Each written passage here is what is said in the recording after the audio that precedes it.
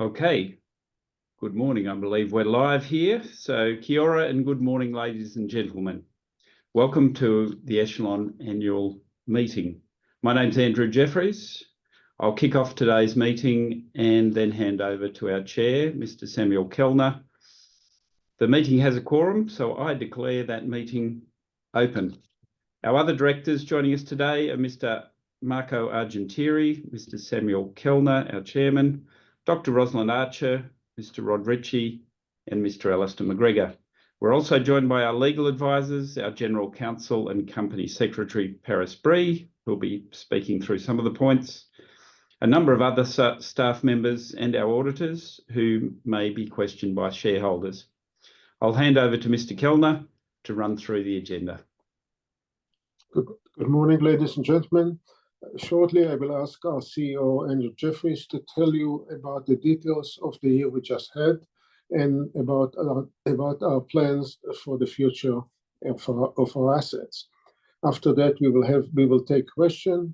After the questions, we will have some resolutions. There are a number of directors' appointment resolutions and then a standard auditor's remuneration resolution. I'd like to note that this year we are following a fully virtual annual shareholder meeting format, and now I will ask Paris Bree to outline the question and the voting procedures for the meeting. Paris.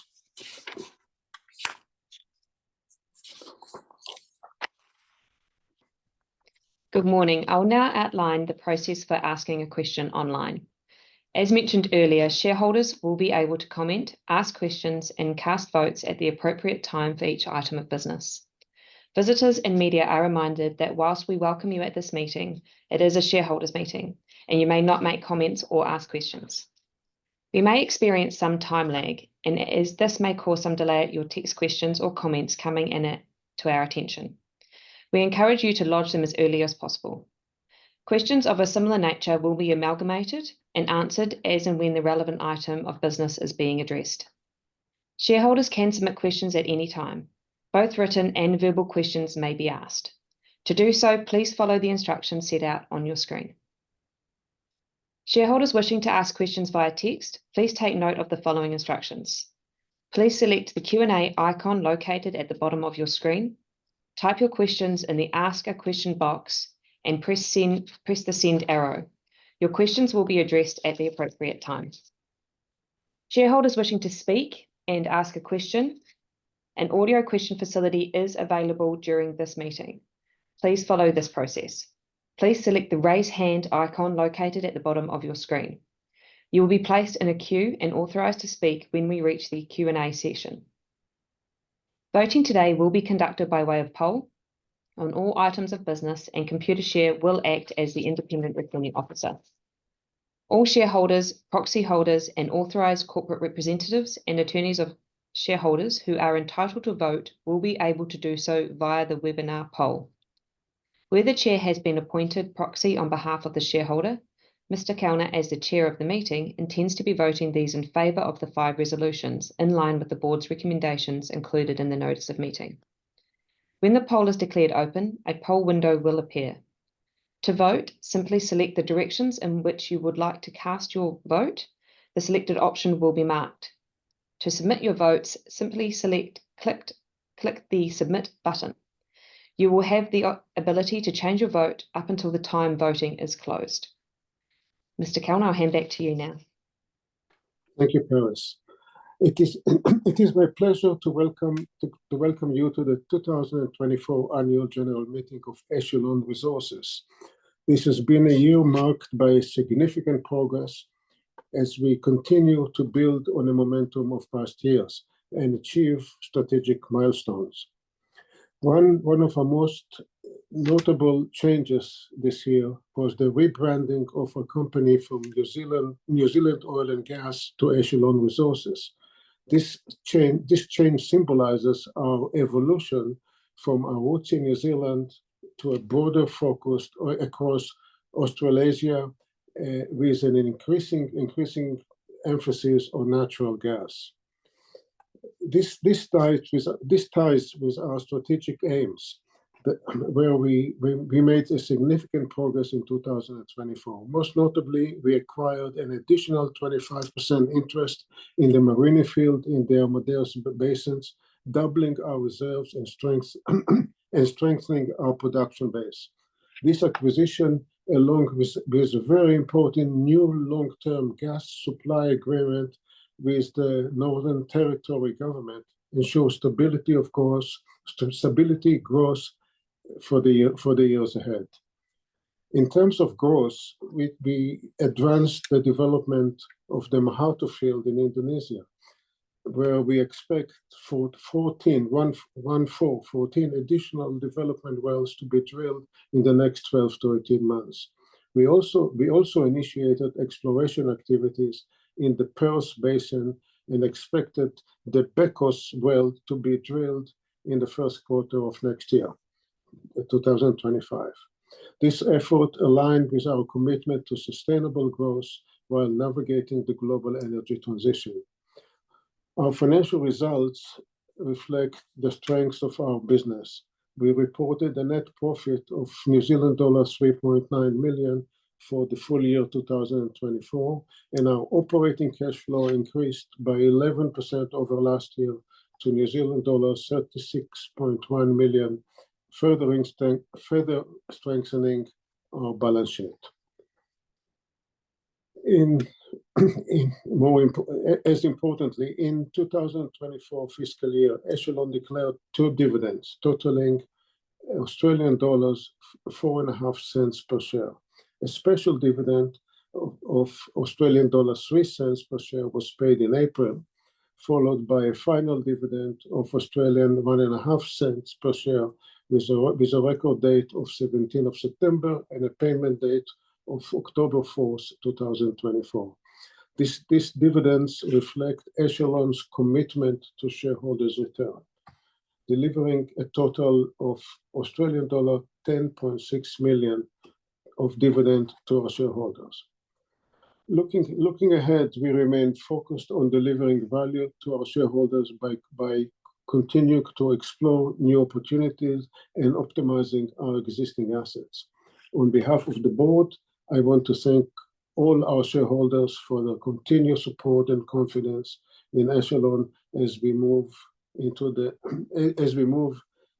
this exciting next phase. On that note, I would like to turn to the future plans and what's in the horizon for Echelon. And for this, I will ask our CEO, Andrew Jeffries, who will pick it up from here. Andrew? Thank you very much, Mr. Kellner.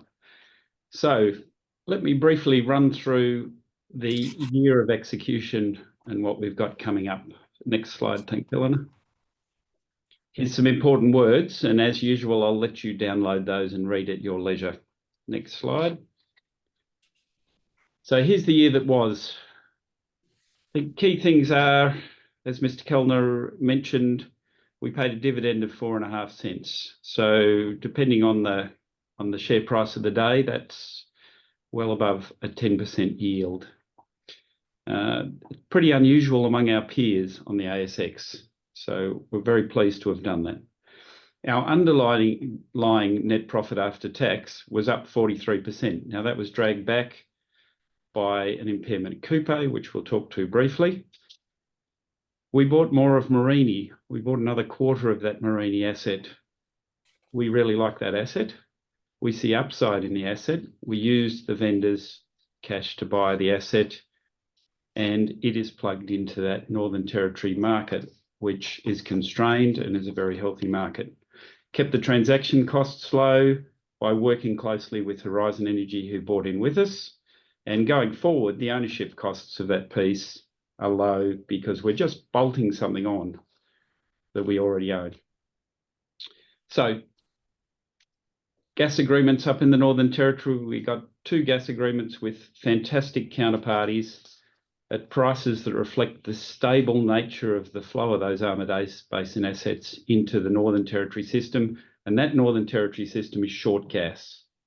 So great contracts. They are long contracts. They'll underwrite activity in the field, including the wells I'm about to talk about, as well as helping us pay down that loan over the next 6 years. So it was really good.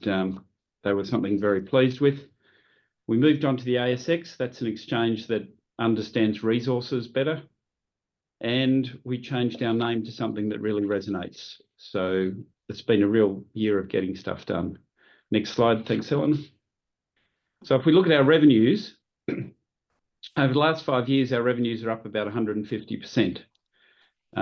In that last column on the revenues graph, there's only a month of our Mereenie purchase in there, so expect that brown bit to grow quite a lot over the next year. If you look off to the right, you'll see Australia is dominating the growth. That's because we see Australia as a great market to be in. And if you look below that, natural gas is dominating as we build that up. We think it's the transition fuel, and in Australia in particular, there is a need for gas. So great place to be. Now I'll talk a little bit through some of the things in our assets. So next slide, Eleanor. So at Mereenie, there is a lot of rock, and there's a lot of gas in the rock. And the key to the exploration production game is getting the gas out of the rock, putting it in the pipeline. So that's what our scientists have been looking at. So working with the joint venture, we've gone through a heap of old data, and we've run some tests on the rock. That has led us to designing the wells we're about to drill using full underbalance. So that's trying to keep the fluids out of the Parkuta formation. That is a formation that doesn't like to see fluids. So we're hoping for some good results from those wells. So we've got Mereenie West 29. The rig is on its way to drill that well. It should spud in the next couple of weeks. It's about a 1 month well. Then we've got Mereenie West 30, and those wells should be hooked up and selling into those fantastic contracts during Q1. Really exciting stuff. We're also working to unlock this gas that we know is in the stairway formation. Again, you got to get gas out of the rock. You got to get it into the pipeline. So we're working on that, and we're planning wells at Palm Valley. So it's busy time in the Amadeus Basin. Next slide. So in Western Australia, in the Perth Basin, we drilled the Booth well. Now the science was good, the rocks were great, the structure was great, it's on the right depth. The one thing that we were missing was gas coming from the south up the Alanuka Fault, which is where the blue cross is on this map, and into that structure. That meant no gas. That was only something you could find with the drill bit. We will not be cooking sausages with gas from the Booth well. I would say it was a basin record. So good planning, good execution, hence it came in more than 20% under budget. We have a rig contract signed for the Beacos well. Now the Beacos well is across the other side of that basin from Booth. It's a shallow oil prospect. We know there's oil in the system because it's near the old Mount Horner oil field, and there's other wells with oil and gas shows. So we know there's hydrocarbons there. As Mr. Kellner said, we'll be spudding that well late Q1, and that's an exciting thing to watch for. Next slide. In Indonesia at Mahato, second stage of development's underway.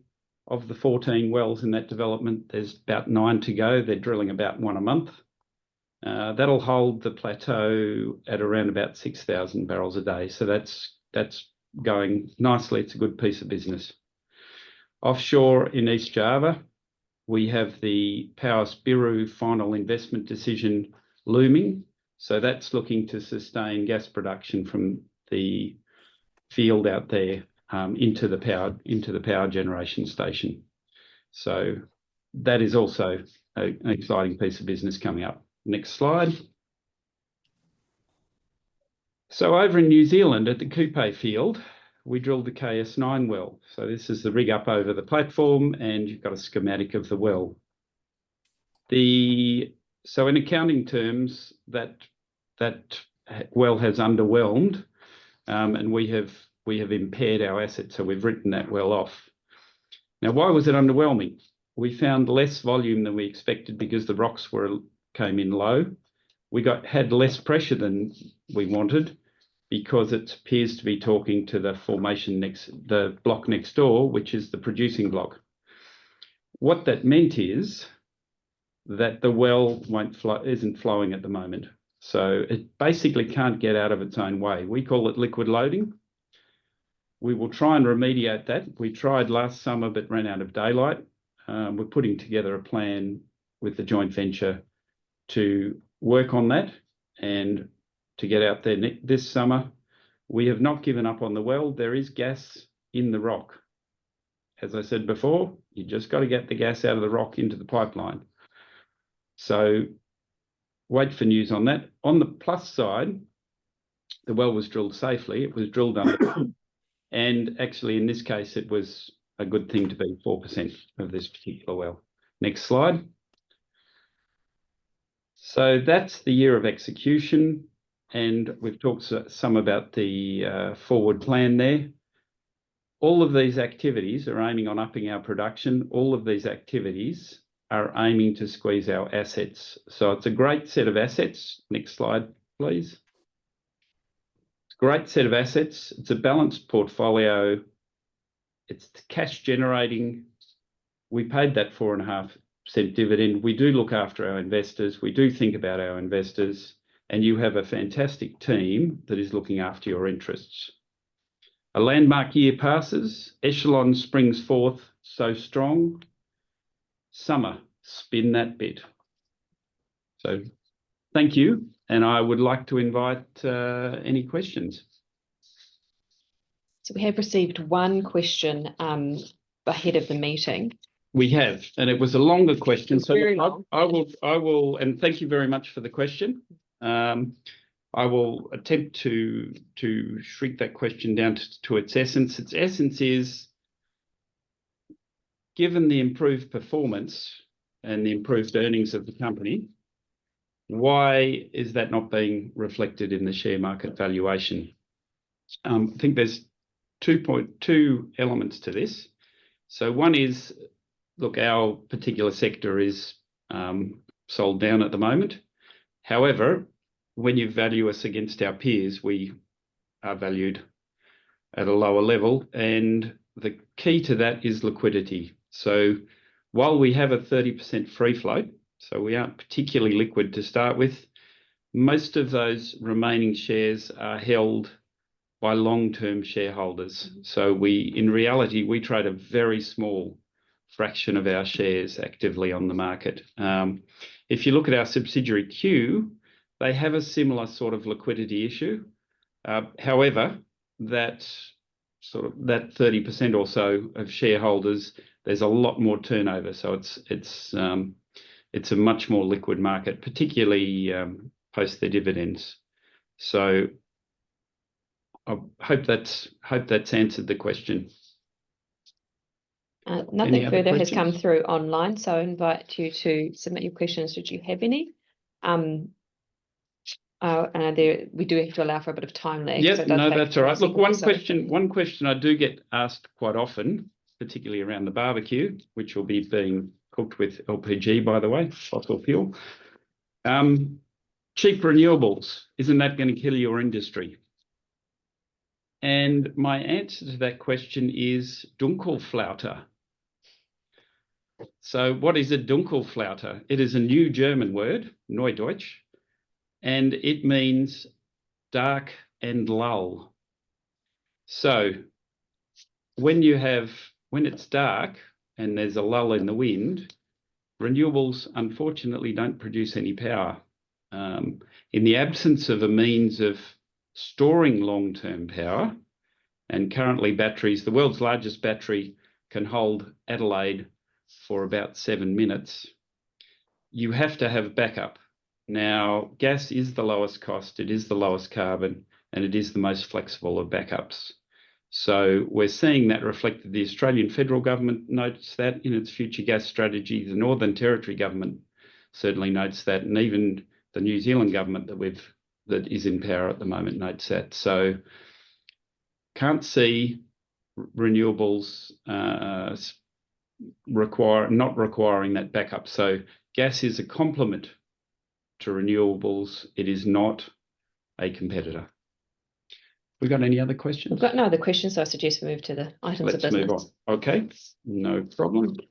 Oh, hang on, sorry, pause that. Yep. Just got one through right now. No problem. And I'll read this live, and I think it's one for you, Andrew. Do you plan to re-enter New Zealand's exploration with changes in political environment in a system that is short gas? That's a very good question. From Murray. The short answer would be never say never. I think the current government has certainly reversed the offshore ban. Unfortunately, I think in the absence of a long-term certainty, and that means over multiple governments, and B, the sort of incentives that you see in Norway. Norway is has the largest uptake of EVs in the world. It's got the most renewable electricity system in the world. It is also an enormous exporter of oil and gas. It will have in the next year the most offshore activity of anywhere in the world. So in the absence of the sort of things that makes Norway an attractive place to invest in the upstream business, I think exploration in New Zealand will be mainly around the existing fields that can be plugged in quickly. So that was a long answer. The short answer would be maybe. We will be seeing, obviously, we're involved in the Kupe field. The joint venture there will be evaluating its options as we see the market change. But the market is pretty dynamic in New Zealand, so we'll have to see. We'll have to see how things play out.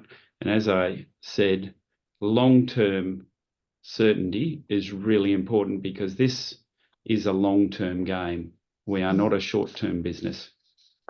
Yes. I guess coming off that question is, will you get involved in exploration off the north of East Cape now national government wants to investigate? That's from Philip. Philip? So north of East Cape. North of East Cape. I would have to take that. It's not something we've evaluated. I certainly have a very able team who understand New Zealand well, and I think any frontier exploration would have to be undertaken in the same way as I've just talked about. You would have to have certainty, long-term certainty, and you would need incentive to do that. So we would obviously look at things if there was, those elements were in place. So I trust that answers your question. There are no other questions, so just maybe 10-second wait until business items. Thank you for your questions as well. Yes, thank you very much, folks. Okay, I think we are, if you've got any questions on items of business, so we're going to roll into the items of business now. Please follow the process. I think we're getting questions, so the process is working.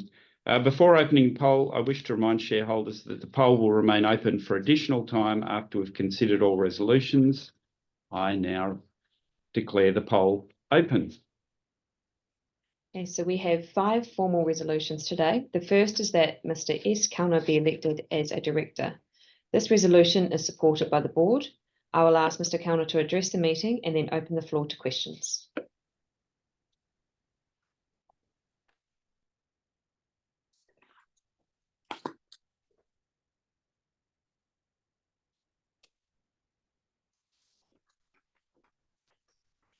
Is it me now? Yes, it is, Millie. Just about the resolution to elect you as a director. Yeah.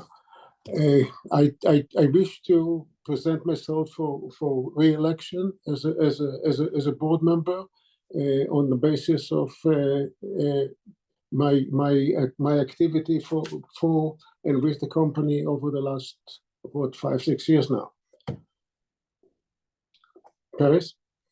Thank you, Millie. Is there any questions? Just checking the system. No questions. Thank you. I'll now move on to resolution 2. Thank you, Mr. Kellner. So resolution number 2 is that Mr. M. Argentieri be elected as a director. This resolution is supported by the board. I will ask Mr. Argentieri to address the meeting and to then open the floor to questions. Marco. Hello, my name is Marco Argentieri. I'd like to put myself forward for election as director. As with Mr. Kellner, I've been very honored to serve on the board for the last number of years and look forward to making further contributions. Thank you very much. Are there any questions? The lag time. If there are no questions, I'll move to resolution number 3, that Dr. R. Archer be elected as a director. This resolution is supported by the board. I will ask Dr. Archer to address the meeting and then open the floor to questions. Rosalind. Kia ora and good morning, everyone. Thank you for joining our meeting today. I really welcome the opportunity to stand for re-election to the board of Echelon. It's a role where I look forward to working with board and management to really work on creating shareholder value through our portfolio of quality assets. For those of you I've not met before, I'll just reintroduce myself. I hold a PhD in petroleum engineering from Stanford University, so I bring a really critical eye to both engineering and geoscience aspects of the work a company does. I work as well in the renewables sector and I'm really conscious of the dynamics of the energy transition and the role that natural gas plays in that transition. I am a New Zealand citizen, but I have a global perspective. Home is currently Queensland, Australia, so I understand the politics, the economics and the social dynamics on both sides of the Tasman.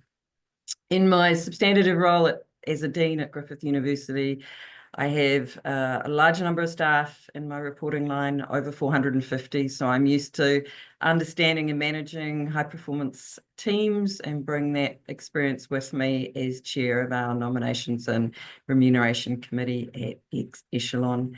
I'm also used to dealing with a very diverse and complex portfolio of risk. Corporate governance is something I take really seriously, so I maintain a commitment to ongoing professional development as a director. I'm chartered with the Institute of Directors in New Zealand and a member of the Australian Institute of Company Directors in Australia. So thank you for your support of Echelon as shareholders. Thank you, Dr. Archer. Are there any questions?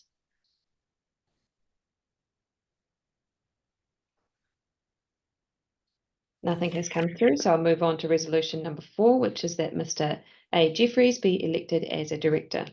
This resolution is supported by the board. I will ask Mr. Jeffries to address the meeting and then open the floor to questions. AJ. Folks, I'm delighted to put myself up as a director. And look, I think it's excellent to, as the CEO, to be on the board. Our board has a fantastic range of expertise, which is valuable in helping guide the company. And I'm pleased to put myself up as and I am a petroleum engineer, also a member of the Australian Institute of Company Directors, and happy to be here. Thank you. Are there any questions?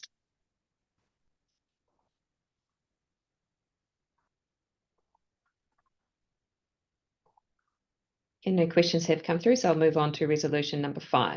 And that is that the board be authorised to fix the auditor's remuneration. Do I have any questions on that resolution?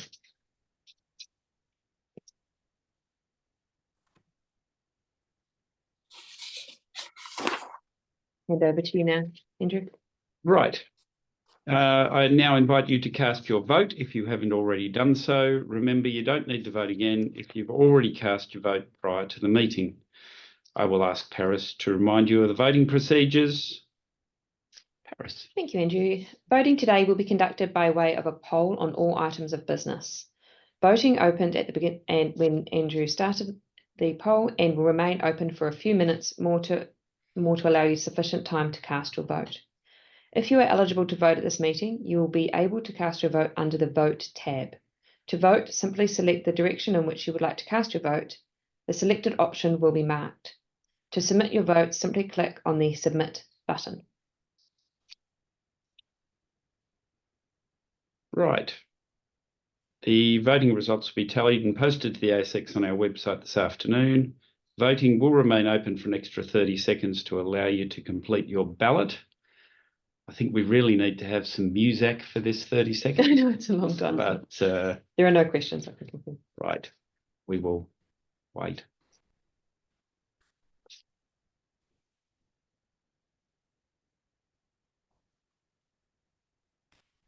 We have a ticking clock in the background here, which makes the time really roll slow.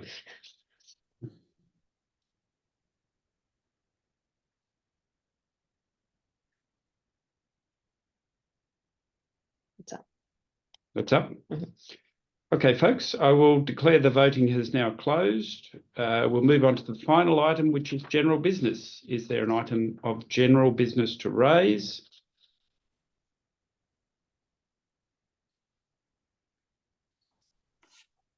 Nope, gone. That concludes all our business for today. Thank you for your attendance and for your ongoing support of the company. And thank you also for your participation in this online meeting. And with that, I declare the meeting closed.